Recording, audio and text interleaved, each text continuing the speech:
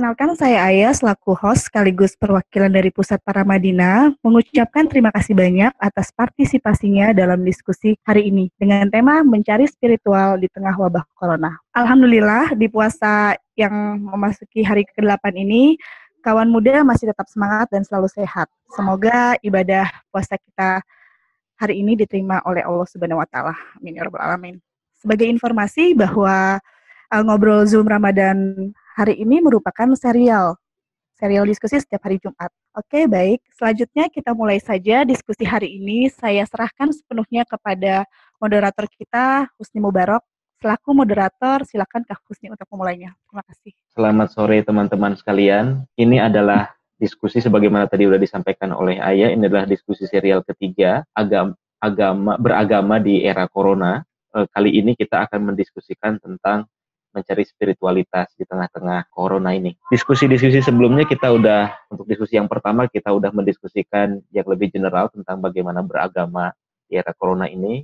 Diskusi kedua kemarin kita lebih spesifik mendalami tentang bagaimana mengembangkan teologi ikhtiar. Kita sebagai umat beragama tidak boleh berhenti untuk berusaha. Bagaimana memandang itu dari perspektif teologi. Nah, untuk diskusi yang ketiga ini kita akan membincang tentang mencari spiritualitas di tengah wabah semacam ini. Diskusi ini adalah diskusi serial yang diampu oleh Pak Haidar Bagir. Pak Haidar, saya kira teman-teman sudah tahu semua, tetapi saya sekali lagi ingin memperkenalkan sedikit bahwa Pak Haidar adalah seorang pendiri dan juga pendiri dari penerbit buku Mizan dan beberapa penerbit yang lain. Kemudian juga Pak Haidar juga adalah orang yang menginisiasi untuk gerakan Islam Cinta yang kita kenal selama ini. Dalam rangka ngabuburit kali ini, kita akan membincang seperti yang saya katakan tadi tentang spiritualitas di era corona. Di dalam diskusi minggu lalu, Pak Haidar udah sedikit membocorkan bahwa spiritualitas itu berbeda atau spiritualitas dicari oleh orang tidak dari agama yang sudah terlembagakan. Nah, mungkin nanti akan diulas lebih dalam oleh Pak Haidar tentang hal itu,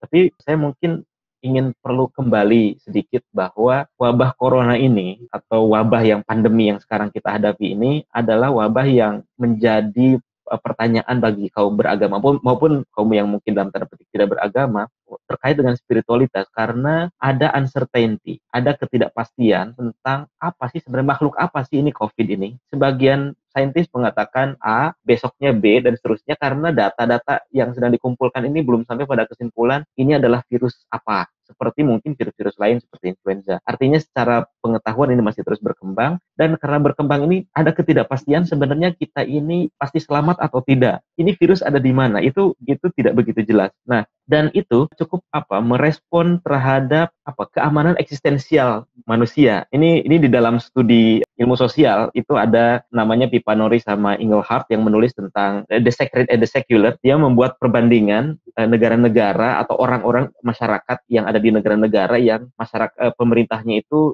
sudah sangat memberikan jaminan keamanan eksistensial bagi warganya dengan yang tidak. Temuannya adalah negara yang masyarakatnya yakin bahwa negaranya itu bisa memberikan rasa aman, mereka cenderung sekuler, artinya jadi jarang pergi ke gereja, beribadah dan seterusnya. Sementara negara-negara yang masyarakat yang negaranya dianggap tidak memberikan rasa keamanan, maka amanan eksistensial, maka dia cenderung lari kepada agama, artinya orang makin beragama. Nah, tapi dari cerita ini sebenarnya masih belum cukup dalam. Dilihat dari bahwa orang yang beragama pun beragam. Ada yang beragama dalam pengertian ke penampilannya dari segi luaran, ada yang lebih ke dalam seperti dalam tradisi tasawuf. Begitupun di negara-negara sekuler, kita sebut begitu, sekitar tahun 60-an, muncul gerakan yang disebut dengan New Age, atau gerakan orang yang ingin mencari spiritualitas berdasarkan temuan-temuan sains. Nah, ini spiritualitas ini rupanya sesuatu yang misterius. Tetapi wabah ini, pandemi ini, menjadi momentum bagi kita untuk melihat sebenarnya bagaimana sih kita mau melihat spiritualitas itu. Di dalam konteks wabah, spiritualitas biasanya dibahas dari perspektif psikologi. Jadi para psikolog melihat orang-orang yang menjadi korban itu apa yang membuat mereka bisa pulih dan seterusnya, salah satunya adalah spiritualitas. Nah, sekarang kita seperti saya katakan tadi, kita kehadiran Pak Haidar Bagir untuk membahas diskusi ini. Pak Haidar ini doktornya adalah doktor filsafat, dan seperti yang sudah diungkapkan kemarin bahwa diskusi yang lalu juga adalah ungkapan-ungkapan filsafat yang coba disederhanakan menjadi sesuatu yang populer. Jadi mungkin perbincangan kita bisa dibuka dengan bagaimana sebenarnya kita memahami spiritualitas di tengah bencana ini dari perspektif filsafat dan agama. Mungkin bisa dari situ mungkin Pak Haidar. Saya silahkan. Terima kasih. Assalamualaikum warahmatullahi wabarakatuh. Waalaikumsalam warahmatullahi wabarakatuh. Alhamdulillahirrahmanirrahim. Segala puji bagi Allah yang telah memberi kita kesehatan di masa ketika banyak orang sakit. Sambil tentu kita doakan yang sakit segera diberi kesembuhan insya Allah, dan wabah ini diangkat dari kita semua baik di negeri kita maupun di tempat-tempat lain insya Allah. Salawat dan salam kita panjatkan untuk Rasulullah Muhammad SAW. Allahumma salli ala Muhammad wa ali Muhammad. Terima kasih kepada Pusat Paramadina yang masih mengajak saya sharing bulan Ramadan ini. Kali ini kita akan bicara tentang spiritualitas ya. Ada orang yang secara lucu tapi cukup cerdas itu mencoba memberikan ilustrasi tentang apa bedanya spiritualitas dan agama ya. Agama ini maksudnya agama institusional yang bisa jadi orangnya beragama tapi spiritualitas justru absen dari situ ya. Kata perumpamaan ini, agama itu adalah orang berada di masjid, tapi pikirannya di pinggir kali mancing. Nah, tapi kalau spiritualitas itu orang mancing di pinggir kali, tapi pikirannya selalu terkait dengan suatu wujud, suatu kekuatan yang sangat berkuasa, sangat besar, yang ada dan mengatur hidup kita ya. Atau gampangnya agama itu kadang-kadang melibatkan orang-orang yang ada di dalam masjid, tapi di kepalanya mikir soal mancing, sementara spiritualitas itu orang mancing tapi pikirannya terikat pada Tuhan. Ya. Nah, jadi memang penting sejak awal kita membedakan antara agama institusional, ya. Kalau agama saja tanpa kita kualifikasi, harusnya pasti mengandung spiritualitas. Spiritualitas itu kan artinya keruhaniahan, ya, keruhanian. Dan agama itu sudah pasti karena terkait dengan Allah SWT yang adalah sesuatu yang mutlak, terkait terutama dengan hal-hal yang bersifat rohani, meskipun melibatkan apa-apa yang bersifat upacara-upacara gitu ya. Nah, agama institusional itu mesti dibedakan dari spiritualitas. Ada orang beragama minus spiritualitas, ada orang mengurusi spiritualitasnya tanpa terikat dengan agama institusional, ya. Ada juga orang yang beragama dan pada saat yang sama menjadikan agama itu sebagai wadah untuk dia mengembangkan spiritualitas. Memang problemnya kadang-kadang kedua hal itu dipisahkan. Kalau mengenai spiritualitas, ya, itu sebetulnya saya nggak pernah lupa. Dulu ketika saya masih mahasiswa dan suka membaca buku-buku yang terkait dengan tasawuf, termasuk saya membaca buku Iqbal, Muhammad Iqbal itu Reconstruction of Religious Thought. Itu saya juga membaca karena tertarik pada uraian Iqbal di buku itu. Saya membaca sebuah buku yang ditulis di awal abad 20 tahun, saya kira terbit 1904. Tapi sampai sekarang buku itu belum tergantikan dan tidak ada satupun departemen di seluruh dunia yang bicara tentang tasawuf yang tidak menjadikan buku ini sebagai pegangan. Bahkan penulis-penulis belakangan yang menulis tentang mistisisme juga tidak pernah tidak merujuk kepada buku ini.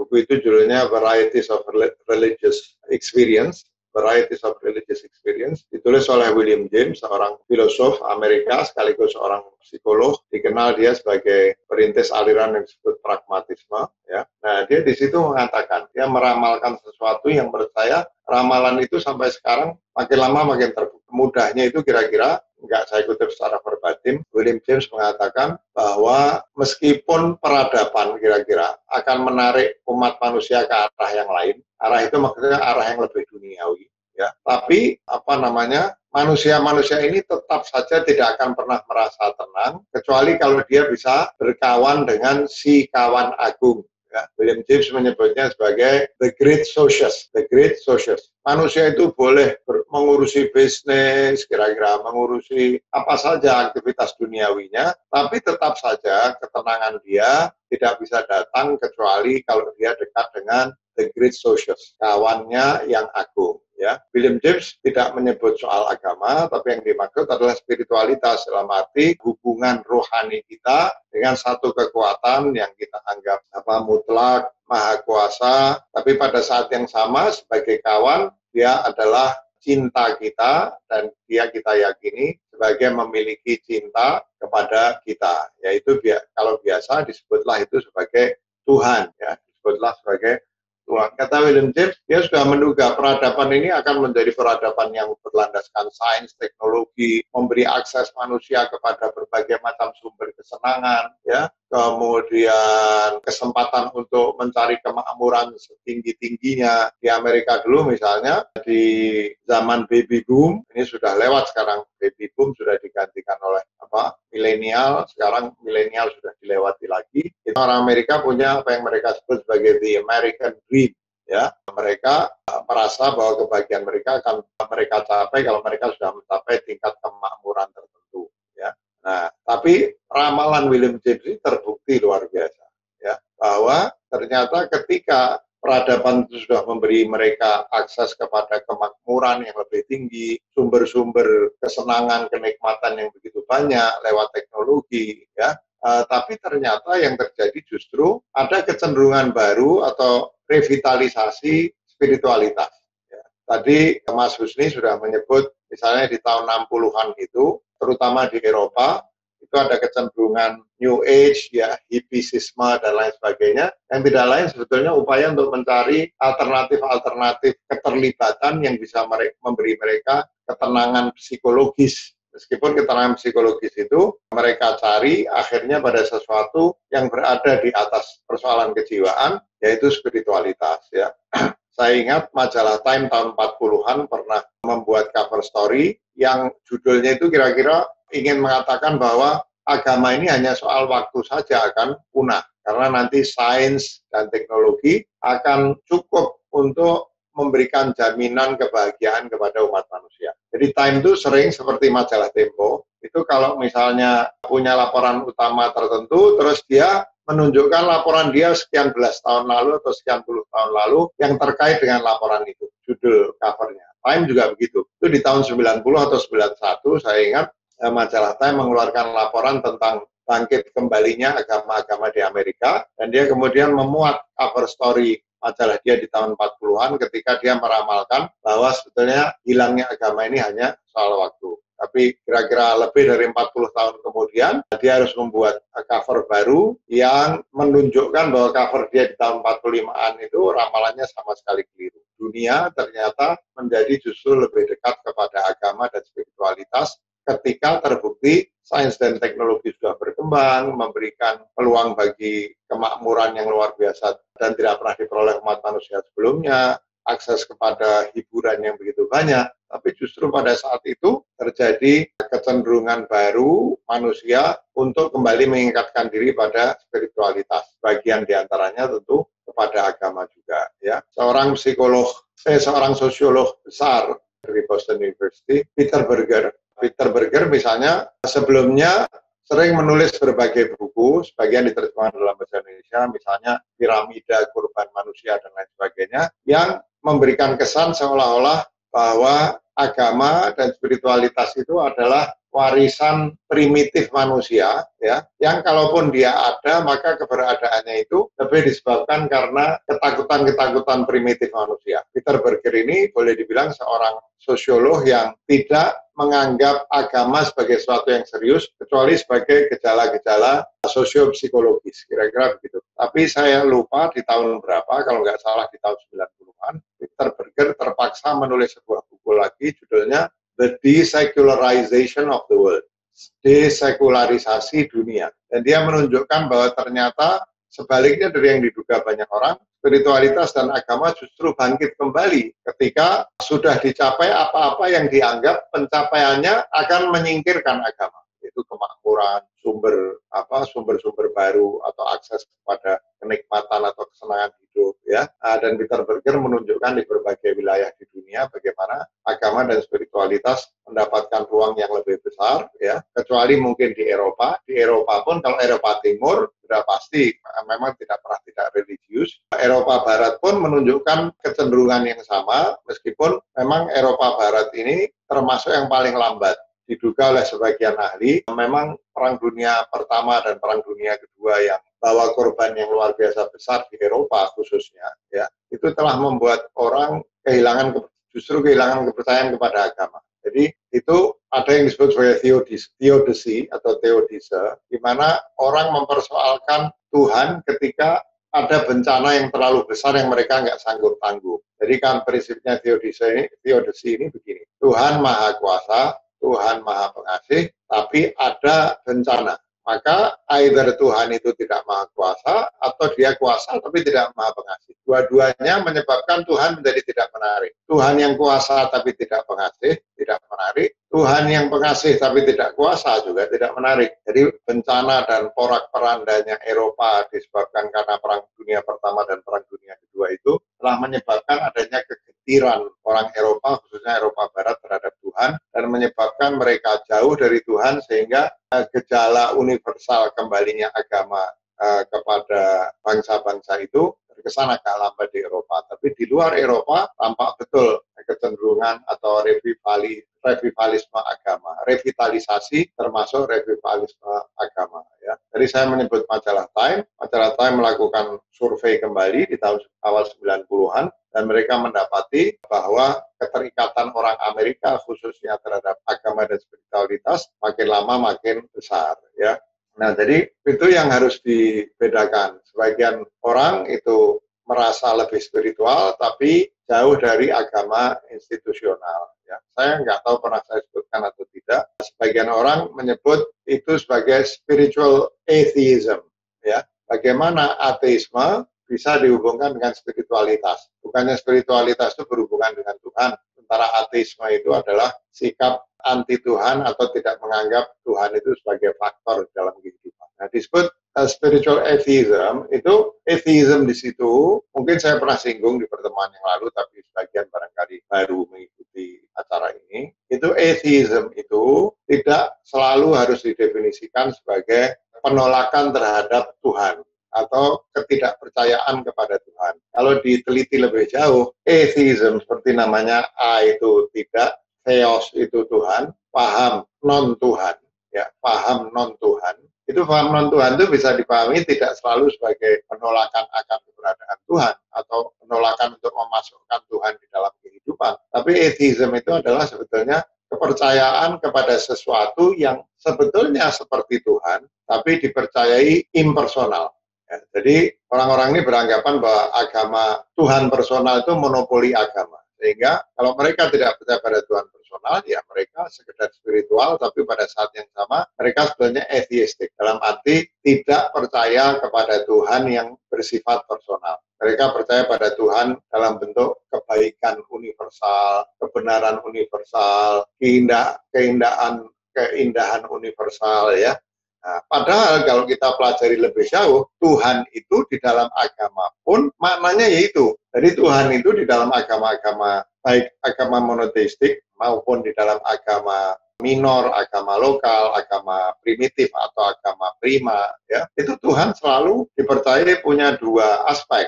Aspek personal, ya, yang memiliki sifat-sifat seperti person, dan person itu person manusia, tapi Tuhan selalu memiliki aspek impersonal, yaitu cinta kasih, kebaikan, kebenaran, keindahan, dan lain sebagainya. Nah, tapi karena banyak orang menganggap bahwa agama itu hanya percaya pada Tuhan personal, dan Tuhan personal ini monopoli agama, padahal mereka hanya percaya pada sesuatu yang seperti Tuhan, tapi sifatnya impersonal, maka mereka menganggap diri mereka sebagai ateis. Padahal sebetulnya tidak, mereka beragama, mereka bertuhan, hanya Tuhannya dipercayai cuma memiliki aspek impersonal. Agama sesungguhnya percaya Tuhan itu punya dua aspek. Jadi sebetulnya spiritualitas dan agama itu berbeda dalam hal tertentu, tapi juga sama dalam hal percaya pada something called God, ya, something called God. Yang satu menyebut Tuhan, yang satu menyebut kebaikan mutlak, kebenaran mutlak, keindahan mutlak. Ya. Nah, jadi sebenarnya sulit memisahkan keduanya itu. Pada kenyataannya dua hal itu sama, karena di dalam agama institusional pun Tuhan itu juga dipercaya sebagai sesuatu yang transenden, melewati kemanusiaan, melewati alam semesta, punya kekuasaan mutlak, mengatur alam semesta, pada saat yang sama punya kebijaksanaan, ya, bahkan bagi sebagian orang penuh cinta kasih. Nah, dalam hal seperti ini sebetulnya spiritualitas dan agama itu sama. Dan inilah yang diramalkan oleh William James, bahwa meskipun peradaban saya menyebut misalnya dalam pertemuan pertama, Arundhati Roy itu menulis artikel panjang sekali di New York Times, judulnya This Pandemic is a Portal. Pandemi ini adalah gapura untuk menuju zaman baru, ya, menuju zaman baru. Bisa jadi zaman barunya ini adalah kembalinya spiritualitas pada mayoritas manusia setelah sejak tahun 80-an sebetulnya spiritualitas dan agama ini sudah kembali lagi, ya. Jadi saya kira mungkin itu dulu Mas Husni, supaya bisa dilanjutkan dengan tanya jawab, mungkin dengan Mas Husni dulu. Baik, baik. Terima kasih Pak Haidar. Sebelum lebih lanjut, saya sebenarnya agak tergelitik dengan pernyataan cerita soal spiritualitas ateisme. Mungkin agak sedikit pertanyaan, agak sedikit melanjutkan aja. Tadi Pak Haidar menyebut ada yang non Tuhan atau ateisme tidak selalu anti Tuhan, tetapi non Tuhan. Tetapi faktanya ada sebagian pemikir yang justru itu tampak seperti anti dan relatif menyerang gitu dan berdakwah kira-kira gitu. Pak Haidar punya komentar sebelum nanti lebih jauh ke hubungannya dengan wabah kayak gitu. Ya, jadi saya kira penyebabnya lebih kepada sikapnya orang-orang beragama sendiri. Mereka memonopoli agama untuk diri mereka sendiri, tapi kemudian cara mereka beragama itu kira-kira nyebelin, ya. Kira-kira cara beragamanya itu nyebelin. Jadi Tuhan itu dimonopoli, dan bukan hanya dimonopoli, dijadikan dalih bagi mereka untuk menjadi eksklusif, menjadi pembenci, ya. Dan itu bukan hanya di kalangan katakanlah orang Muslim atau orang-orang beragama lain yang tradisional. Kita tahu misalnya di Amerika di zaman George Bush itu mungkin secara pribadi baik, tapi dia, yang saya dengar George Bush itu as a personality, he's a kind man, George Bush Junior, tapi pada saat yang sama dia yakin bahwa dia mendapatkan misi dari Tuhan, termasuk antara lain dengan misalnya nyerang Irak, ya. Trump juga sampai batas tertentu kan didukung sangat kuat oleh kaum evangelis di Amerika Serikat, misalnya, ya. Jadi ini bukan hanya gejala Islam atau gejala penganut agama-agama itu, tapi ini gejala berbagai agama termasuk di kepemimpinan negara-negara superpower atau negara paling maju di dunia, khususnya di Amerika. Di Amerika ini memang kan, Amerika ini kan Protestan, ya. Protestan itu tend to be more fundamentalistic than Catholicism, kira-kira begitu, ya. Tend to, ya, saya tidak bilang pasti fundamentalistic, tapi tend to. Nah, jadi saya jadi lupa pertanyaannya tadi malah. Soal yang anti agama itu juga ada gitu, saintis-saintis. Nah, jadi memang ada perasaan getir juga kepada orang yang memonopoli agama, gitu ya. Seringkali sikap anti agama itu muncul tidak mulai dengan penelitian atau research atau perenungan yang membawa orang yang anti agama atau anti Tuhan itu sebagai akhirnya menjadi anti agama atau anti Tuhan, tapi sikap getir kepada cara-cara orang beragama menampilkan agamanya dan menampilkan Tuhan. Kegetiran itu yang kemudian mendorong mereka untuk berupaya agar umat manusia itu mencampakkan Tuhan, gitu ya. Itu satu. Kedua, seperti saya katakan, orang-orang ini kadang-kadang, katakanlah Richard Dawkins, seorang ahli biologi, ya, Richard Dawkins. Orang-orang ini seringkali, seperti kalau kita baca buku-buku mereka itu sebetulnya sedang bicara tentang agama sebagaimana dipeluk oleh banyak orang yang bersifat destruktif. Yang mereka serang itu agama sebagaimana dipahami dan dipeluk orang-orang, juga Tuhan sebagaimana dipahami dan dipeluk oleh mayoritas orang beragama itu. Ya, yang eksklusif, yang kadang dijadikan dalih kebencian, ya. Padahal seorang seperti, katakanlah seperti Richard Dawkins misalnya, ya, atau siapa saja yang menampilkan sikap anti agama, itu barangkali kalau diajak misalnya bicara tentang spiritualitas, saya nggak yakin dia anti spiritualitas. Kita ambil aja Yuval Harari. Yuval Harari itu kan kalau kita baca buku-bukunya, itu perspektifnya perspektif ateis. Tapi jangan salah, Yuval Harari itu seorang spiritualis, ya. Nah, jadi kita harus bisa membedakan ini. Saya tidak terlalu yakin bahwa orang-orang yang tampak seperti menyerang agama itu, sebetulnya kalau kita ajak bicara, mereka juga anti spiritualitas. Karena spiritualitas itu kan sebenarnya cinta kasih, ya. Spiritualitas itu kebaikan kepada orang, ya. Spiritualitas itu persamaan solidaritas sesama, kalau nggak mau disebut apa itu namanya? Kalau disebut creator bahasa Inggris kan masih ada hubungan dengan penciptaan.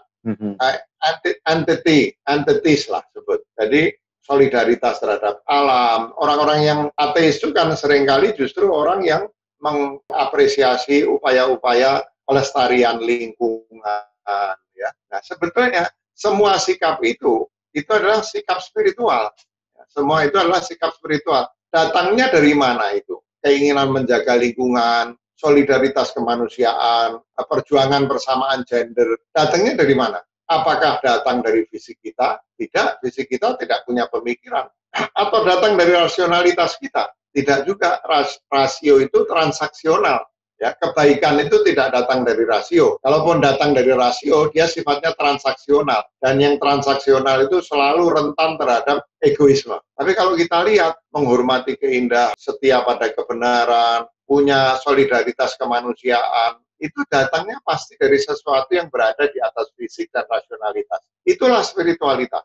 Itulah spiritualitas. Hanya mereka tidak mengaitkan itu dengan Tuhan as a person, seperti saya katakan tadi. Religion as an institution, apalagi ke agama, kepada Tuhan aja mereka nggak mau mengaitkan diri karena agama itu sudah terlanjur dimonopoli oleh para penganut agama sebagai person, dan personnya pun person yang sering ditampilkan sebagai person yang penuh kebencian ketimbang person yang penuh cinta kasih. Tapi kalau kita lihat orang-orang itu, orang-orang yang paling dermawan itu adalah orang-orang yang menganggap dan dianggap orang sebagai ateis. Dari mana datangnya sikap dermawan itu? Kalau bukan dari spiritualitas mereka. Nah, kalau saja orang-orang beragama ini mau bilang bahwa ya kita percaya bahwa Tuhan itu adalah cinta kasih. Di dalam Islam misalnya itu tampil pada banyak sufi, ya. Bahkan ada seorang sufi namanya Fakhruddin Iraqi, masih di dalam madhab irfannya Ibn Arabi, itu menerjemahkan la ilaha illallah sebagai la ilaha illal asyad. La ilaha illal asyad. Tidak ada yang patut disembah atau tidak ada sesembahan kecuali al-asyad. Al-asyad itu cinta yang meluap-luap, kerinduan yang meluap-luap. Jadi Tuhan diyakini sebagai cinta. Agama juga begitu. Rasulullah Shallallahu Alaihi Wasallam misalnya mengatakan al-hubbu asasi, katanya Rasulullah. Cinta kasih itu adalah asas atau tiang agamaku, kata Nabi. Kemudian cucunya Nabi Imam Ja'far Shadiq mengatakan ladina liman la mahabbata. Ladina liman la mahabbatalah, liman la hubbalah, ladina liman la hubbalah. Tidak ada agama bagi orang yang tidak punya cinta. Kemudian dikatakan ad-dinu wal hubb wal hubb wad-din. Agama itu cinta dan cinta itu adalah agama, ya. Sampai dibikin pakai logika yang menyebabkan itu tidak bisa ditafsirkan lain kecuali identitas. Agama itu cinta, sebenarnya di situ aja cukup. Atau cinta itu agama, sebenarnya cukup. Tapi Imam Ja'far mengatakan agama itu cinta dan cinta itu agama. Kalau orang belajar logika, itu artinya agama dan cinta itu identik. Sampai kemudian dikatakan haliddin illal hub. Apalagi agama itu kalau bukan cinta. Nah, kalau orang-orang ateis itu kita ajak duduk, yang disebut ateis, yang menyerang agama, bahkan menyerang Tuhan. Tuhan disebut sebagai delusi. Kemudian kita bilang, kamu mau setuju nggak sama saya kalau saya bilang Tuhan itu cinta? Bahwa agama itu cinta dan tidak ada lain agama itu kecuali cinta. Kalau geser sedikit dari cinta, kita bilang itu bukan agama. Bahkan saya kira orang ateis yang paling radikal kan bilang, kalau itu yang kamu maksud Tuhan, saya juga percaya sama Tuhan itu. Ya.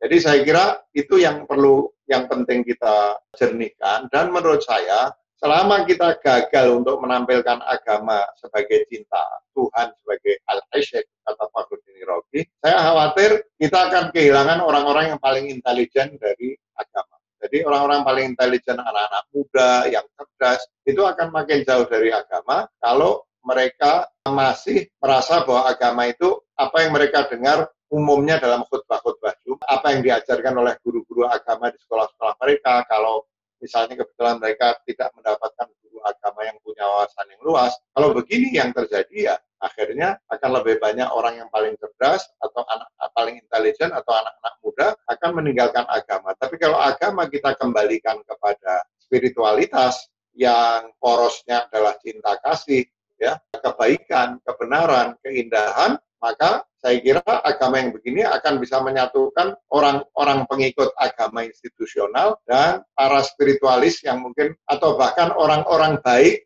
yang tidak pernah menganggap dirinya spiritualis, apalagi orang beragama. Cara beragama dan pemahaman Tuhan seperti ini akan bisa menyatukan antara pengikut agama institusional dan orang-orang baik, bahkan kaum spiritualis. Ya, itu saya kira yang perlu diceritakan. Baik, terima kasih Pak Haidar. Saya masih banyak pertanyaan, tetapi sepertinya ini audiens sudah banyak yang sudah mengajukan pertanyaannya. Tetapi sebelum nanti pertanyaan akan dibacakan oleh Ayah, saya mungkin menyampaikan kepada teman-teman yang baru bergabung ya. Pak Haidar tadi sudah menjelaskan beberapa hal terkait dengan perbedaan antara agama dengan spiritualitas. Kalau agama itu cenderung sudah terinstitusi, spiritualitas belum tentu. Meskipun di dalam agama itu ada spiritualitas, tapi ada juga ada spiritualitas yang tidak bisa dikerangkeng di dalam institusi. Terus kemudian juga sampai pada diskusi yang lebih dalam tentang spiritualitas ateisme, di mana orang-orang yang ateis sekalipun itu belum tentu dia anti spiritualitas, atau kalaupun mereka anti agama atau anti spiritualitas, ketika didiskusikan, diajak ngobrol tentang cinta, kebaikan, keindahan, mungkin akan pada tingkat tertentu akan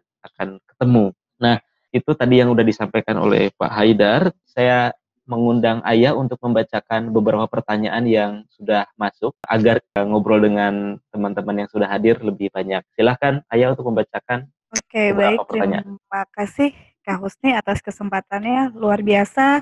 Kawan muda, terima kasih yang sudah memberikan beberapa pertanyaan via Zoom group chat atau via YouTube. Mungkin saya akan bacakan terlebih dahulu 2 pertanyaan untuk grup Zoom chat dan 2 pertanyaan dari YouTube ya.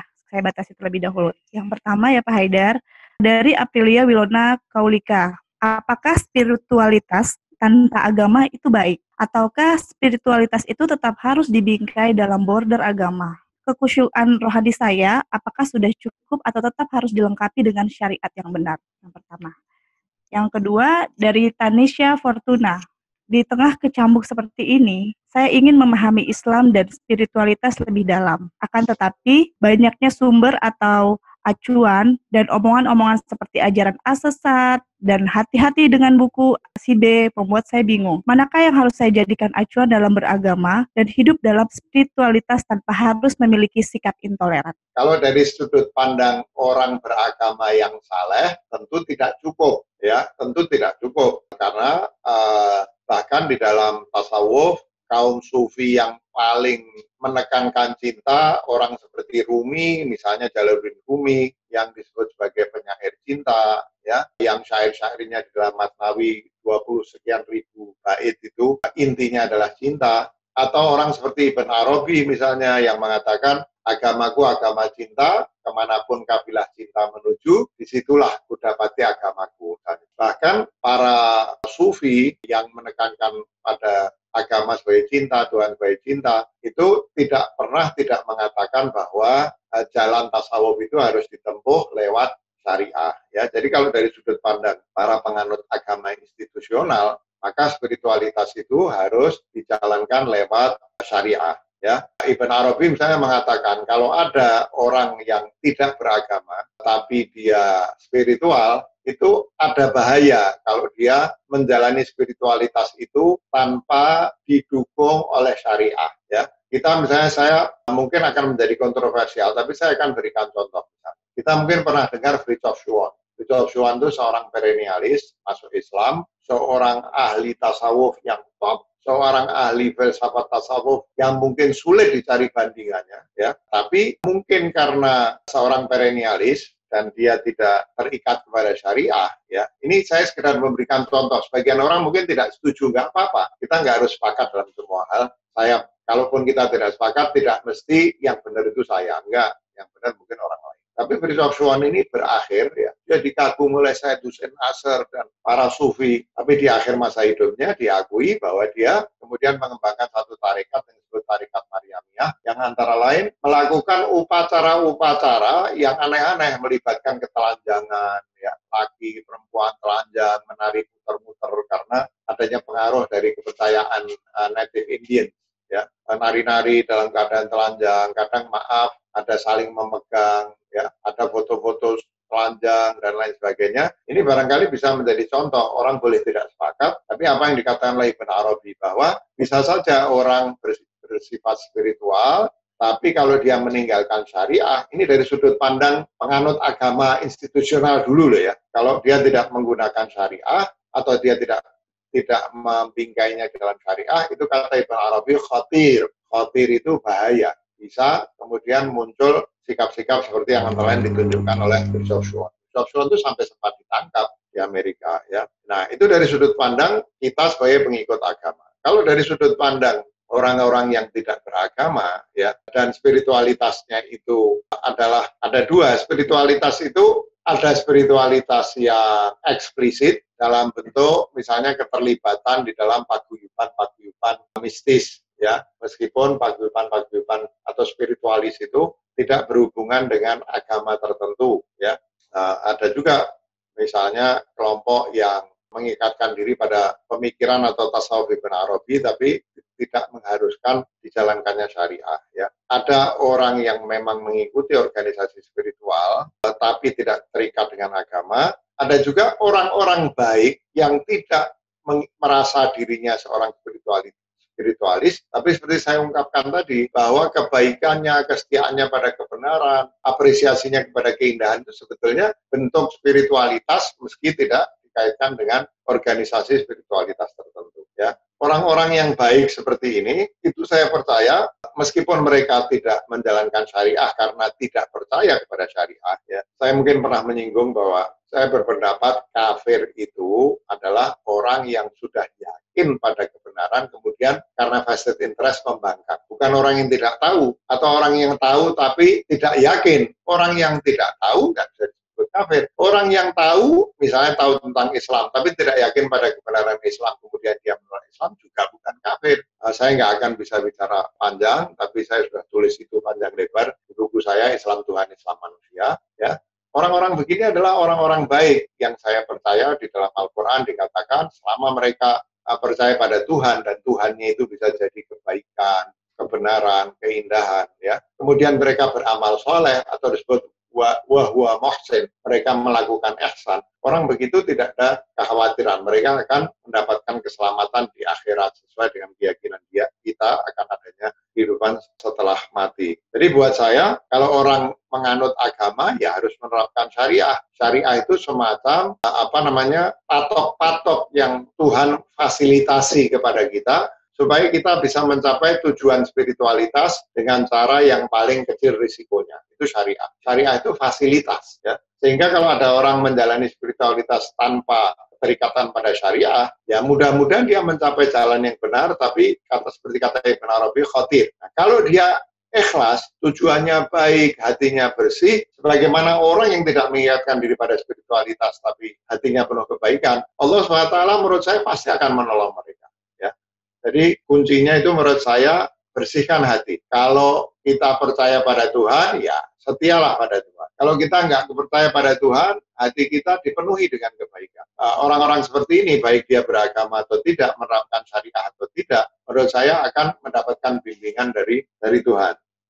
Tentu saja kita punya keyakinan, kalau kita jalankan syariah dengan benar, kita akan lebih terjamin bisa mencapai tujuan spiritualitas kita tanpa harus terjerumus dalam risiko yang besar seperti yang disebutkan oleh Ibn Arabi itu. Ya. Jadi kalau kita ini orang beragama, kita percaya syariah itu fasilitasi dari Tuhan, ngapain kita sampaikan? Jangan karena malas saja kita nggak jalankan syariah. Ini kita dikasih hadiah, dikasih petunjuk. Kamu apa? Mau cari kebahagiaan, mau ketemu saya. Ya, ini saya kasih jalannya. Yang jalan lurus, tanpa resiko, ya hanya orang bodoh yang membuang fasilitas itu. Ya.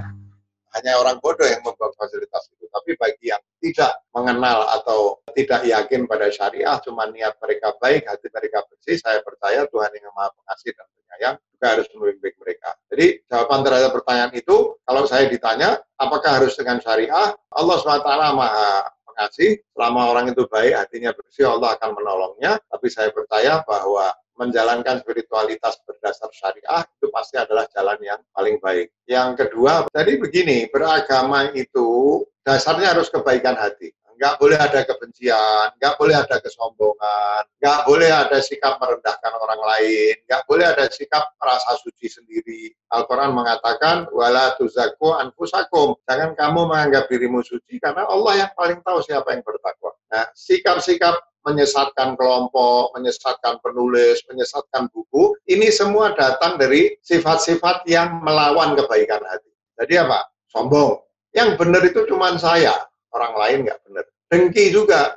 Kalau mau agama ini biar buat saya, orang lain biar jahat, orang lain biar sesat. Kesombongan, merasa diri suci, kedengkian, kebencian, ya, kebencian sama orang. Oh, itu Cina itu memang tukang nyogok ini segala macam, karena itu agamanya orang Cina pasti buruk. Jadi kita berangkat beragama, tapi berangkatnya dari sikap-sikap yang melawan dasar atau prinsip paling dasar dari agama itu, yaitu cinta kasih, kebaikan hati, kebersihan hati. Nah, jadi saya kira nggak usah bingung, beragamalah dengan bersih, jangan sombong, jangan menganggap kita lebih baik dari orang, jangan merasa diri suci kita lebih suci dari orang, jangan dengki, kepingin memonopoli kebaikan untuk diri kita sendiri. Insya Allah kalau kita beragama dengan modal kebaikan hati, kebersihan hati, ya, kerendahan hati, itu kita akan tahu, kita akan merasa bahwa sikap-sikap gampang menyesatkan orang, menganggap buku ini, itu pasti berlawanan dengan agama.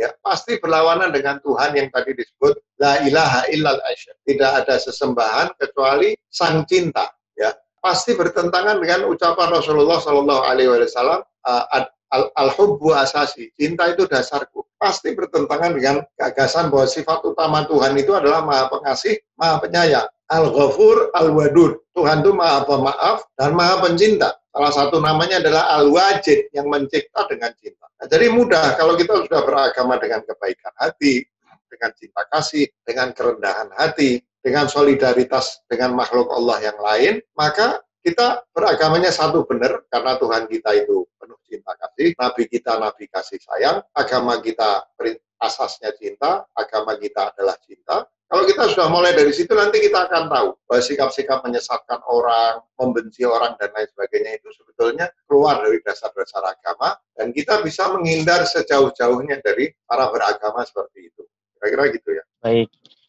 Silahkan Ayah untuk membacakan pertanyaan. Dan ini kelihatannya agak banyak ini Pak Haidar. Waktu kita tinggal 10 menit. Tapi kalau mau lewat sedikit juga nggak apa-apa. Yang punya acara lain jam 5 bisa live meeting, tapi yang lain kalau mau terus bisa.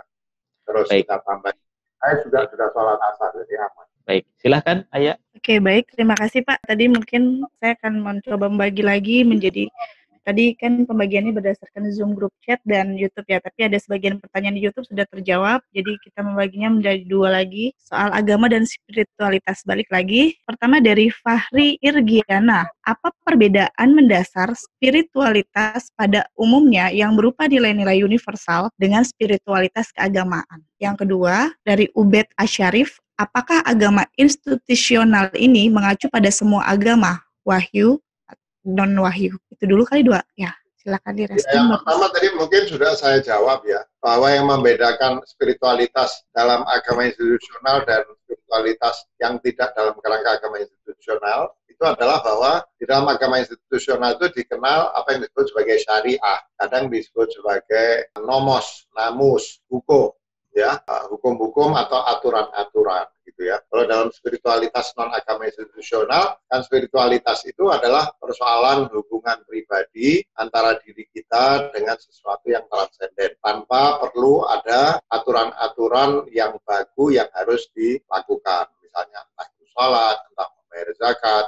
entah aturan-aturan dalam muamalah atau dalam perdagangan, aturan-aturan dalam pernikahan, ya. Nah, itu tidak ada kalau di dalam spiritualitas yang non-agama, ya. Tadi sudah kita bahas juga tentang apakah menjalani spiritualitas itu harus dengan syariah, dalam arti harus terikat dengan agama atau tidak. Tadi sudah saya bahas secara panjang lebar. Saya kira itu bedanya ya. Yang kedua, itu persoalan agama wahyu, agama non-wahyu, agama samawi, agama non-samawi ini problematis menurut saya.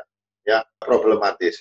Yang disebut agama wahyu itu apa? Atau agama samawi itu apa? Agama yang punya kitab, ya. Agama yang punya kitab itu dan dianggap wahyu itu biasanya Islam, Nasrani, Yahudi misalnya, ya. Padahal kita tahu misalnya agamanya Nabi Daud ada Zabur, ya. Orang Zoroaster itu misalnya, orang Zoroaster yang disebut Star Worshipper itu penyembah bintang, tapi sebenarnya mereka itu konsep Tuhannya adalah cahaya. Jadi bukan nyembah bintang, tapi cahaya bintang itu dianggap sebagai manifestasi dari Tuhan, sebagai nur gitu ya. Itu menurut sebagian penelitian mereka punya kitab ya, mereka punya kitab yang kitab itu mereka peroleh dari Hermes. Hermes itu kalau di dalam tradisi Islam itu dikaitkan dengan Nabi Idris. Nabi Idris itu raja, nabi, raja, filosof. Makanya disebut Hermes Trismegistus. Hermes yang memiliki Hermes. Kalau ini bahasa Prancis, kalau tas-tas tangan itu Hermes. Hermes itu Hermes. Ya, Hermes kalau dibaca dalam bahasa ini. Hermes Trismegistus. Hermes yang memiliki 3 kehebatan sebagai nabi, sebagai raja, sebagai filosof. Nah itu katanya kitab yang dipegang oleh orang Zoroaster itu diklaim sebagai berasal dari Nabi Idris. Ada penelitian juga bahwa katanya pengikut Hindu pertama itu adalah pengikutnya Nabi Nuh. Ada yang bilang bahwa pengikut agama Buddha itu adalah awalnya dulu pengikut Nabi Zulkifli misalnya. Ada yang mengaitkan Lao Tse dengan Lut misalnya. Ya betul atau tidak itu soal lain. Tapi Rasulullah SAW mengatakan ada 124.000 nabi ya. Di dalam Al-Quran disebut 25. Ibn Arabi mengatakan di luar nabi-nabi dan rasul-rasul itu, kata Ibn Arabi, ada orang-orang bijak ya yang dia sebut sebagai, saya lupa, tapi orang-orang bijak, hukama atau saya lupa disebutnya apa, yang mendapatkan namus, jamaknya nawamis dari Allah SWT. Jadi bahkan di luar 124.000 nabi itu masih ada orang-orang bijak yang dikasih syariah sama Allah SWT. Jadi jumlahnya sangat tidak terbatas. Makanya menyebut agama wahyu dan non-wahyu ini susah. Membedakan agama samawi, non-samawi itu susah. Yang ada adalah agama samawi historis. Mungkin banyak agama-agama samawi, agama wahyu yang non-historis. Nah, misalnya dalam ayat yang Allah SWT mengatakan alladzina amanu apa itu? Saya kok jadi berubah. Yang orang-orang beriman yaitu muslim, alladzina hadu, orang Yahudi, orang Nasrani, dan sabiin, mereka kalau percaya pada Allah dan hari akhir, lalu beramal soleh, maka mereka selamat. Para ulama mengatakan siapa sabiin? Ada yang bilang sabiin itu kaum Zoroaster. Tapi tidak sedikit ulama yang mengatakan bahwa agama Buddha, Hindu itu masuk dalam kelompok sabiin. Jadi saya beranggapan tidak semudah itu sebetulnya untuk membedakan agama samawi, non-samawi, agama wahyu, non-wahyu. Mungkin yang tepat itu agama mayor, agama minor. Agama mayor itu yang diterima secara luas oleh jumlah penduduk dunia yang banyak. Tapi kita tidak bisa dengan segera mengatakan bahwa di luar apa yang dianggap sebagai agama samawi atau agama wahyu itu, yang lain-lain itu bukan agama yang menerima wahyu. Baik itu wahyu yang diterima oleh Nabi dan Rasul, yang disebut jumlahnya 124.000, hanya itu 124.000, maupun orang-orang yang disebut Ibn Arabi sebagai orang-orang bijak yang bukan Nabi dan Rasul, tapi mendapatkan namus atau nomos atau aturan syariah dari Allah SWT. Maka sebaiknya kita lebih baik husnudzon. Kita harus beriman kepada agama kita, percaya pada kesempurnaan agama kita, tapi pada saat yang sama sikap paling baik itu mendahulukan kebaikan hati, mendahulukan prasangka baik, mendahulukan permakluman, ya. Bukan kita tidak boleh berdiskusi, bukan tidak boleh kita bahkan berdebat. Dalam Islam itu berdebat pun boleh. Wajadilhum billati hiya ahsan. Kalau mau berdebat mendapatkan kebenaran pun pakai cara yang paling indah, paling santun. Boleh, kita boleh percaya pada kebenaran agama kita, tapi baiknya kita membuka diri pada kebaikan yang mungkin ada di dalam penganut agama-agama lain, bahkan penganut agama-agama yang biasa disebut sebagai non-samawi, non-wahyu, atau agama lokal, atau agama minor, dan lain sebagainya. Oke. Silahkan Ayah, pertanyaan selanjutnya. 2 pertanyaan selanjutnya mengenai soal spiritualitas dan pandemi. Yang pertama dari Pak Hasbullah Ghazali. Apakah korelasi antara pandemi dengan spiritualitas? Apakah seseorang dapat langsung memperoleh martabat ma'rifatullah tanpa jalan suluk terlebih dahulu, hanya karena lolos dari COVID-19? Yang kedua, dari Irfan Hidayat, bagaimana peran spiritualitas di tengah kemerosotan ekonomi akibat pandemi ini? Yang pertama, saya agak tidak terlalu yakin hubungan antara setengah pertama dan setengah kedua dari pertanyaan itu. Pertama, hubungannya spiritualitas dan pandemi itu, dan apakah orang bisa mendapatkan spiritualitas tanpa suluk? pandemi ini untuk membangkitkan spiritualitas dalam diri manusia. Ya. Pertama, saya yakin bahwa spiritualitas itu ada di dalam diri semua manusia. Ya, saya suka mengatakan bagaimana orang tidak mau jadi spiritualis. Kalau dia mau membuka diri dan melihat apa dalam kehidupan ini banyak sekali cinta. Ya, itu bagaimana orang tidak berpikir cinta ini sumbernya dari mana? Kalau nggak mau menyebut Tuhan sebagai sumber cinta itu adalah sumber cinta, S-nya besar, huruf besar, C-nya huruf besar, sumber cinta. Nah, kalau nggak mau nyebut Tuhan, ya itu saja, percayalah pada sumber cinta kasih. Dunia ini terlalu banyak cinta kasih, sehingga sulit membayangkan cinta kasih itu tidak ada sumbernya. Kejahatan ada juga, kejahatan. Tapi bahkan kejahatan itu menurut saya sebetulnya berada di bawah kekuasaan cinta kasih. Kalau cinta kasih itu diberi jalan masuk, bahkan di dalam kejahatan dan kebencian itu sebetulnya ada cinta kasih. Ya. Itu saya suka kasih contoh. Polisi itu punya teori, kalau ada penjahat buron nggak ketangkep atau dia lari dari penjara, itu polisi biasanya naruh orang untuk mengintai rumah istrinya atau suaminya, rumah ibunya atau orang tuanya, ya, tempat di mana anaknya berada. Dan biasanya itu kalau nggak langsung pulang ke rumah keluarganya, penjahat-penjahat buron itu nanti nunggu sampai seminggu, 2 minggu, 1 bulan karena dia takut polisi lihat itu, baru dia pulang. Dan polisi lebih pintar, itu stake out namanya, pengintaian rumah keluarga penjahat buron itu. Kadang bisa 3 bulan, 6 bulan, karena polisi tahu ini cuma persoalan cepat atau lambat. Pada akhirnya penjahat buron itu akan pulang ke keluarganya, karena dia butuh cinta dari keluarga. Ya. Bahkan dalam kejahatan itu ada cinta kasih. Nah, jadi kalau ada cinta kasih seperti ini, bagaimana orang yang membuka diri terhadap berlimpahnya cinta kasih dalam kehidupan ini untuk tidak menjadi spiritual? Karena spiritualitas itu adalah keterikatan kita pada kebaikan universal, kepada cinta kasih universal.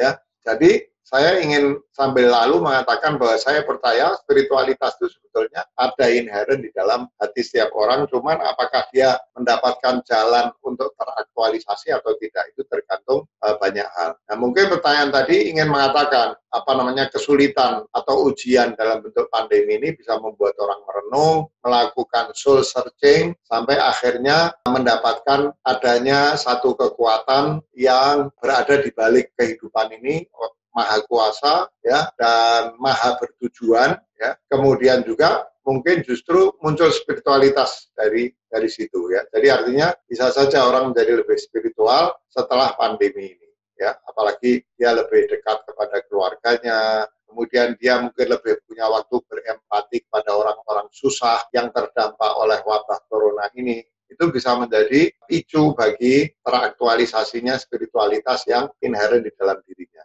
Nah, pertanyaan kemudian, apa cukup itu? Apa cukup soul searching akibat adanya pandemi ini menjadikan orang menjadi memiliki spiritualitas? Bukannya spiritualitas itu harus diperoleh lewat jalan suluk, ya, lewat jalan suluk. Yang ingin saya katakan bahwa suluk itu meskipun ada dasarnya di dalam nas-nas keagamaan, itu sebetulnya formula yang diajarkan oleh kaum sufi. Rasulullah Shallallahu Alaihi Wasallam misalnya atau Al-Quran tidak pernah mengajarkan suluk itu terdiri dari 2, satu mujahadah, yang kedua riyadhah. Mujahadah itu punya 4 unsur, satu disebut qillatul ta'am atau zuhud, kedua disebut sebagai qillatul manam atau sahar, yang satu sedikit makan atau sedikit konsumsi disebut zuhud, yang kedua qillatul manam, sedikit tidur disebut sahar, yang ketiga qillatul kalam, sedikit bicara atau disebut sebagai as-samt, yang keempat i'tizalul anam, mengurangi pergaulan dengan manusia misalnya, ya. Itu formula yang diajarkan oleh kaum sufi. Bukan salah loh, ya. Saya ini bukan orang yang percaya bahwa semua yang harus kita lakukan demi kebaikan itu harus ada teks eksplisitnya. Tidak. Kita bisa mengembangkan formula-formula berdasar teks-teks itu. Kan ulama itu pewaris Nabi, aulia itu pewaris Nabi. Mereka memang punya tugas untuk mewarisi ajaran Nabi dan mengembangkannya sesuai dengan perkembangan zaman di mana mereka hidup. Tapi itu formula diajarkan oleh kaum sufi, ya. Misalnya sufi, ya, harus untuk menjadi spiritual harus lewat suluk, dan suluk itu elemennya ada mujahadah, ada riyadhah. Mujahadah unsurnya 4, terus nanti ada maqamat dan ahwal, ya, makom-makom dan hal-hal. Itu semua adalah rumus-rumus yang dibuat oleh kaum sufi. meskipun berdasar pemahaman mereka tentang ajaran Al-Quran dan hadis. Tapi formulanya itu dibuat kaum sufi. Bahkan kalau kita pelajari banyak sufi, itu jumlah makom yang diajarkan satu sufi beda dengan jumlah makom yang diajarkan oleh sufi lain. Ada satu hal yang oleh satu sufi disebut makom, oleh sufi lain dimasukkan ke dalam hal, misalnya. Jadi bahkan kaum sufi berbeda dalam soal ini. Jadi itu semua adalah ajaran kaum sufi. Jadi kalau suluk itu diyakini sebagai langkah-langkah standar seperti yang saya katakan tadi, maka saya berani mengatakan orang bisa menjadi spiritualis tanpa harus melihat suluk dalam makna yang standar itu. Tapi bahwa orang untuk menjadi spiritualis harus bisa menaklukkan hawa nafsunya, harus bisa menahan diri dari mengumbar terhadap berbagai kenikmatan hidup, itu saya percaya. Tapi kalau sudah sampai pada rumus itu diajarkan kaum sufi. Apa harus lewat mursyid? Kalaupun kita percaya harus ada mursyid itu bisa hidup, bisa sudah meninggal. Bisa kita temui dalam keadaan jaga, bisa lewat mimpi. Misalnya ada tarekat yang disebut Uwaisi. Itu seperti Rasulullah nggak pernah ketemu sama Sayyidina Uwais Al-Qarni. Tapi Rasulullah mengatakan, aku mencium nafasur Rahman, aroma nafasnya yang maha pengasih, yaitu Tuhan dari Yaman. Maksudnya itu Uwais Al-Qarni. Sehingga Rasulullah nggak pernah ketemu sama Uwais Al-Qarni. Sehingga orang yang mengikuti tarekat tertentu tanpa pernah ketemu dengan mursyidnya, itu disebut pengikut tarekat Uwaisi. Bisa juga ada yang bisa lewat belajar. Belajar itu mungkin dia nggak punya mursyid atau syah bai'at, tapi dia bisa belajar tapi punya syah ta'lim, belajar dari guru yang membantu dia memahami apa yang dia baca misalnya. Ya, jalannya macam-macam. Sudah tentu bertasawuf dengan mengikuti disiplin suluk, apalagi memiliki mursyid yang memiliki syarat-syarat untuk dijadikan mursyid, itu ideal, itu paling bagus. Tapi saya beranggapan tidak harus seseorang itu menjalani jalan tasawuf atau spiritualitas dengan menjalankan formula-formula teknis itu. Bahwa harus membersihkan hati, ya. Bahwa harus menaklukkan hawa nafsu, ya. Tapi tidak mesti melalui formula-formula teknis itu. Bukan tidak mungkin ada orang yang begitu serius merenungkan dahsyatnya pandemi corona ini, dan dia berusaha menjadi lebih rendah hati, menghilangkan sifat-sifat buruknya, memberikan ruang lebih besar bagi munculnya sikap-sikap baik, kemudian dia menjalankan ibadah ubudiyah dan ubudah kepada Allah SWT dengan penuh keikhlasan. Orang seperti ini bukan tidak mungkin bisa mencapai tujuan spiritualitas tanpa mengikuti formula-formula atau disiplin-disiplin teknis yang notabene adalah rumusan dari kaum sufi, meskipun berdasar pemahaman mereka tentang ajaran Al-Quran dan Sunnah, gitu ya. Jadi bisa saja, bisa orang keluar dari pandemi menjadi spiritualitas, bisa pandemi ini tidak berakibat apa-apa, tapi tentu kalau saya ditanya, ideal sekali kalau orang menjalani spiritualitas dengan melewati disiplin tasawuf, apalagi kalau memiliki mursyid yang punya semua persyaratan untuk menjadi mursyid, gitu ya. Ya, yang kedua tadi soal ini, bagaimana spiritualitas menjawab soal dampak kemerosotan ekonomi. Oh ya, ya. Jadi gini, saya kira kebahagiaan yang dikaitkan dengan keberlimpahan ini kan bukan konsep yang we have to take it for granted. Nggak mesti kebahagiaan itu datang lewat keberlimpahan, itu nggak mesti. Pertama, masa keberlimpahan ini kan sebetulnya masa yang umurnya mungkin baru 1 abad atau kurang dari 1 abad. Mungkin baru lebih dari setengah abad. Keberlimpahan. Sebelumnya kan orang hidup kan tidak dengan keberlimpahan. Apa kita pikir bahwa orang-orang yang dulu hidup tanpa keberlimpahan itu adalah orang-orang tidak bahagia? Bahwa orang bahagia itu hanya orang yang hidup 1 abad terakhir ini yang memiliki keberlimpahan? Tentu tidak. Bahkan sebagian orang ingin mengatakan orang dulu mungkin punya kesempatan berbahagia lebih besar dari kita sekarang. Ya, kita mungkin saya kalau membayangkan misalnya zaman ayah saya atau kakek saya dulu, jangan-jangan mereka lebih bahagia hidupnya. Ayah saya itu pengusaha batik kecil di Solo, dia berangkat jamnya bebas, kemudian dia datang agak siangan di perusahaannya, melakukan supervisi, ya. Nanti sebelum adzan zuhur dia pergi ke masjid, sebelum itu dia ikut membaca kitab-kitab klasik, dihadirkan kopi, kadang risol, sambil menunggu zuhur, kemudian dia sholat zuhur. Setelah sholat zuhur, dia pulang ke rumahnya. Di rumahnya sudah tersedia makan siang. Habis makan siang, dia kemudian tidur sebentar, ya, tidur siang. Sebelum sore, dia berangkat lagi ke perusahaannya, melakukan supervisi, terus menyiapkan bahan-bahan obat-obatan untuk batik untuk besoknya. agar besok dia tidak harus datang pagi-pagi. Jadi hidupnya itu dia kontrol sepenuhnya. Dia punya kendali sepenuh terhadap hidup. Malam hari dia bisa silaturahim, bisa jalan-jalan, bisa main sama keluarganya, ya. Meskipun hidupnya tidak berlimpah. Saya yakin, seyakin-yakinnya, generasi ayah saya lebih punya peluang untuk bahagia dibanding generasi saya. Yang subuh harus berangkat dari Cinere karena takut macet. Di jalanan kena macet, hektik, di kantor tanggung jawabnya besar, pulangnya lewat maghrib, kena macet lagi, ya. Dan selanjutnya, zaman ayah saya mungkin tidak ada keberlimpahan seperti sekarang, sementara kita sekarang memiliki keberlimpahan, tapi apakah kita lebih bahagia? Dulu nggak ada HP, apakah sekarang kita punya HP 2 atau 3 itu menjadikan kita lebih bahagia, misalnya? Ya, jadi gagasan tentang kebahagiaan yang dikaitkan dengan keberlimpahan ini gagasan baru. Jangan-jangan malah kalau kita mau pergi lebih jauh lagi, keberlimpahan ini sumber kesengsaraan kita, ya. Hidup mengejar keberlimpahan, bahkan merasa bahwa besok saya harus lebih berlimpah, lebih makmur dari sekarang, itu jangan-jangan sumber kesengsaraan, ya. Nah, jadi pandemi ini, seperti kata Arun Datiroy, ya, bisa menjadi satu gapura, satu portal menuju peradaban baru. Ini kalau nggak salah yang belum punya buku saya, e-book judulnya Agama di Tengah Musibah, Perspektif Spiritual. Saya kira dijanjikan yang belum punya, yang sudah ikut kemarin-kemarin mungkin sudah dapat. Yang belum ikut, yang belum punya, nanti panitia di pusat akan mengirim email dan para peserta akan dikasih. Itu di bab terakhir, saya menulis tentang ini, tentang bagaimana peradaban kita pas pra-corona itu adalah peradaban yang kita anggap sebagai bisa memberikan kita kebahagiaan, tapi pada kenyataannya jangan-jangan justru memberi kita kesengsaraan. Kita menjadi lebih sadar lagi bahwa konsumerisme itu buruk. Bahwa sesungguhnya nggak kuliner setiap seminggu 2 kali, 3 kali ke restoran itu bukan hal yang harus. Bahwa Lebaran beli pakaian, menyiapkan makanan begitu banyak, buka puasa begitu banyak, itu tidak harus. Ternyata buka puasa dengan apa yang ada di rumah sudah cukup nikmat. Ternyata berlebaran tanpa punya banyak baju baru juga tetap nikmat. Yang lebih penting itu ketemu keluarga, bukan baju barunya, ya. Ternyata yang lebih penting itu menjadikan bangunan rumah kita a home ketimbang a big house. A home is much more important to our happiness than a big and beautiful house.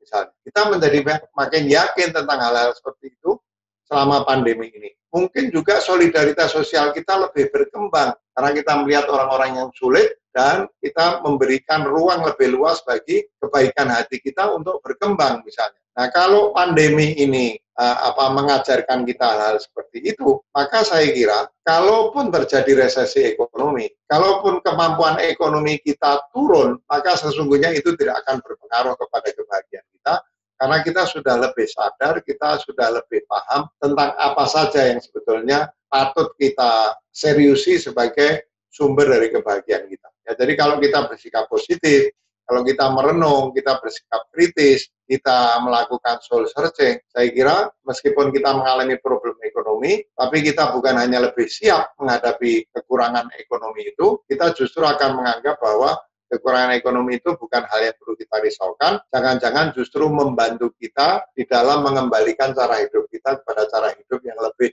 manusiawi. Ya, kira-kira gitu. Baik, waktunya ini saya kira udah 5:20, jadi mungkin tidak mungkin satu kita membahas pertanyaan lagi saja. Satu pertanyaan ya. Baik, silahkan Ayah untuk memilih satu pertanyaan dari. Baik, mungkin kita ucapkan selamat berbuka kepada kawan muda yang berada di wilayah Indonesia Timur dan wilayah Indonesia Tengah ya. Baik, ada satu kesempatan pertanyaan yang bisa kami ajukan yang terakhir mungkin ya, dari Huri Huriudin. Nampaknya agama dan Tuhan akan semakin populer saat peradaban manusia terancam, tapi tidak sebaliknya. Lalu apakah corona ini bentuk pernyataan Tuhan untuk kembali diingatkan dan diikuti pada saat sebagian umat manusia mulai melupakan? Ya, jadi saya kira begitu. Itu orang itu bisa menjadi lebih spiritual ya, menjadi lebih bertuhan dalam makna Tuhan seperti yang kita pahami, tidak hanya dibatasi pada Tuhan yang personal ya, tapi Tuhan yang personal, Tuhan impersonal, Tuhan yang sekaligus personal dan impersonal. Nah, spiritualitas itu sebetulnya sudah menjadi kebutuhan orang menurut saya. Seperti kata William James ketika saya membuka sharing saya pada hari ini ya. Nah, ada orang yang karena berbagai alasan dia spiritualitasnya berkembang. Ya, misalnya begini, orang yang hidup dan dibesarkan dalam kasih sayang, bukan hanya oleh orang tua, tapi oleh lingkungannya. Orang-orang begini itu punya kesempatan untuk mengembangkan spiritualitasnya lebih baik, meski dia tidak harus melewati ujian yang berat. Ya, bisa saja ujian ini hanya salah satu cara. Ujian ini hanyalah satu peringatan. Gitu ya. Kalau misalnya kan begini ya, kekuatan peradaban modern yang begitu mengikat kita sehingga membuat kita lupa pada hal spiritual ini kan dahsyat luar biasa. Ya, kita nggak sadar, kita ini ditarik, itu seperti kata William James, ditarik menjadi lebih materialistis, ditarik menjadi lebih individualistis. Sekarang bangun rumah, itu dindingnya dibangun tinggi, nggak kenal tetangga kanan kiri. Jangankan mengenal tetangga di luar kompleks di kampungnya yang ada orang miskin bunuh diri, tetangga kanan kirinya jadi nggak tahu, nggak pernah kenal misalnya, ya. Kemudian keluar dari mobil, keluar dari rumah, kalau dulu kan kita jalan kaki atau naik delman. Delman itu disewakan ke beberapa orang sekaligus. Jadi kita bisa duduk sebelah kita orang yang nggak kita kenal. Kita menjadi lebih kenal. Ya. Sekarang nggak, mobil kita di garasi. Keluar dari pintu rumah kita langsung naik mobil, nggak ketemu orang. Parkir di kantor, nggak ketemu orang lagi, naik lagi di kantor kita, dan seterusnya, dan seterusnya. Peradaban kita ini membuat kita jauh dari manusia lain. Peradaban kita ini sempit ruangannya bagi silaturahim. Ya. Peradaban kita ini menyodori kita dengan terlalu banyak artificial needs, kebutuhan-kebutuhan buatan yang membuat waktu kita habis untuk memuasi, bukan kebutuhan, artificial needs itu. Ya, jadi sebetulnya itu menjadi wants. Ya.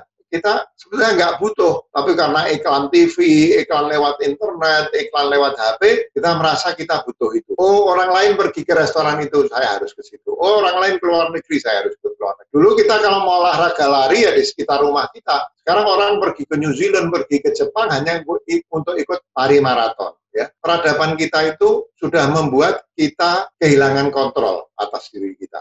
Ya, kehilangan kontrol atas diri kita.